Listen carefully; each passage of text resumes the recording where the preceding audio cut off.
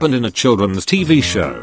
I remember that episode of the Magic School Bus when that ginger dude took off his helmet in space after being told not to and his dome turned to ice or something like that. Spooked me as a kid. Oh yeah, the one where his sister or cousin or something made an appearance. Basically the plot is, Arnold's relative visits the school and is skeptical about Mrs. Frizzle. They go to space and the relative is collecting rocks to show to her class. She went to a different school. Once they go to all the planets, her rocks are so heavy that the bus can't go. The relative refuses to get rid of any rocks. Arnold gets fed up with it and takes off his helmet to convince her to go home. The worst part? Mrs. Frizzle doesn't do a thing. Too many episodes of Hey Arnold, like finding out Stoop Kid stayed on his stoop because he was abandoned there and was homeless but hopelessly waiting for someone to come back for him. How Monkey Man was mentally ill and also homeless. That one where you learn Grandpa and his sister had a lifelong rift because the only good thing in their life as children, their puppy, got killed by a car in front of them and they each blamed the other. How Leela and her dad are squatters to keep from being homeless. How the kids on the show routinely get mugged. Or how Mr. Hyde hates Christmas because that's the anniversary of the day he handed his baby daughter off to an American soldier to get her out of the war zone because he wasn't sure they'd survive. Then spent the rest of his life working to immigrate to America to try and find her, only having the name of the city to work from, and ended up missing her whole childhood because he was too poor to hire a private investigator. Until Helga literally sold the shoes off her feet to hire one to make Arnold happy. Oh, and how Helga is obsessed with Arnold because she grew up neglected by an alcoholic mother and aggressive narcissistic father who only cared about her older sister.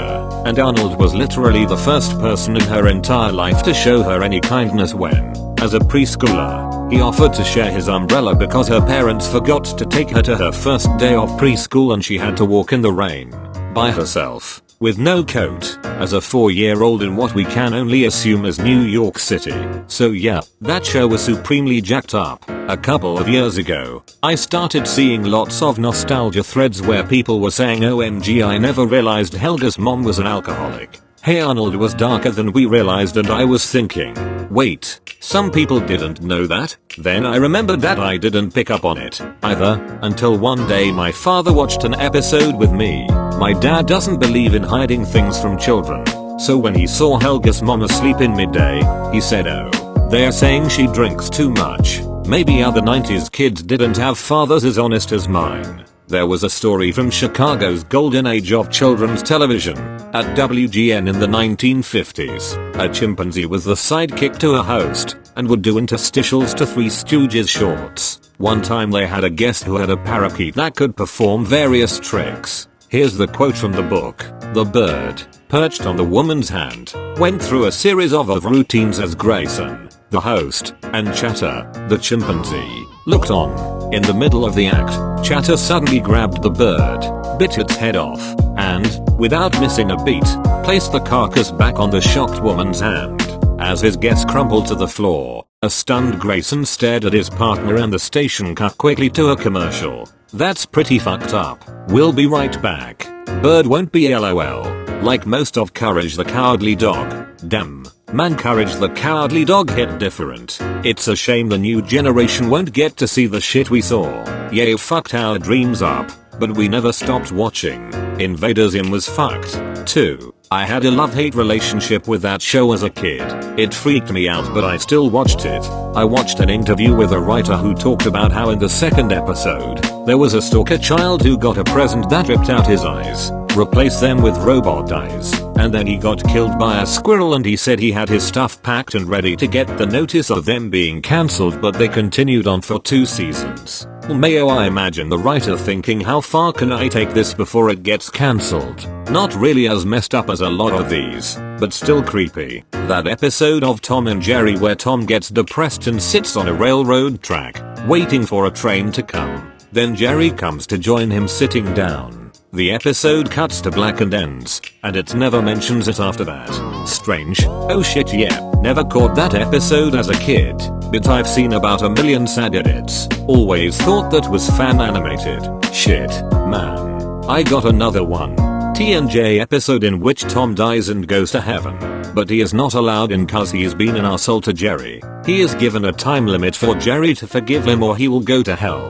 While he is up in heaven, trying to get in, a dripping wet sack of something comes rolling in. It unties and out come a bunch of kittens, straight on through the pearly gates. I know I saw it as a kid and it didn't even register with me. As an adult, my jaw dropped because, holy shit, what the actual fuck, man. There's this Hey Arnold episode called The Ghost Bride, and the story is basically that this lady was madly in love with her fiance but was stood up at the altar because he had fallen in love with her sister and married her the very next day. So the lady goes berserk and puts on her wedding dress, gets an axe from her basement, walks to the newlywed couple's home, kills them both in their beds, and when the cops come, she's rocking back and forth in a rocking chair next to the bodies, throwing rice on them and humming the wedding march. To finish it all off, she immediately jumps out of the window and kills herself.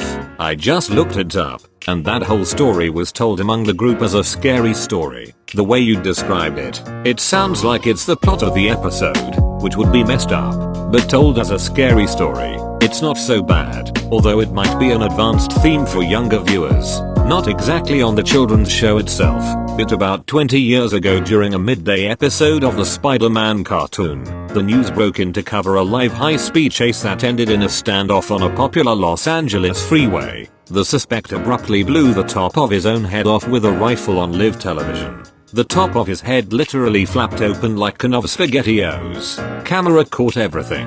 I assure you, kids watching that were never the same. Sounds wild, but why the fuck did they cut to a high-speed chase on a kid's Chanel? I think that Lemongrab from Adventure Time was pretty messed up, but especially when he swallowed the other Lemongrab after he broke his toy. The other Lemongrab screaming in terror as he was being swallowed always got to me when I was a kid, and it still gets to me now. Lemongrab is just fucking terrifying by himself and freaks me out to this day. There was this one time where 3 of my friends and I decided to take some LSD after our finals were finished. We had planned it for at least a month. We took it, and while we were waiting for it to kick in, I got this bright idea. Hey, let's watch Adventure Time while we wait. It's colorful and hilarious. Now, I was the only one that avidly watched the show, so I had a few seasons on my computer. I was already starting to feel the effects start coming in, so I just quickly picked an episode at random.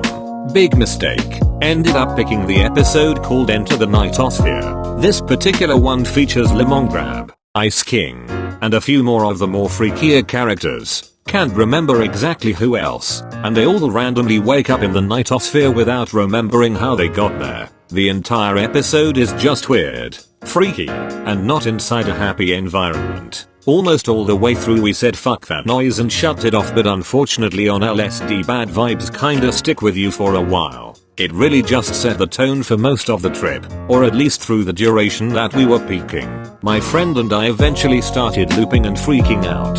Ended up being the worst trip of my life. 010 would never do again. Do not watch Adventure Time on acid. Edit. The episode was actually called Mystery Dungeon. Adventure Time also had some seriously existential episodes as well. One that always sticks out to me is the one where Finn gets cursed inside of a dungeon, and every single time he opens his eyes he is transported right back.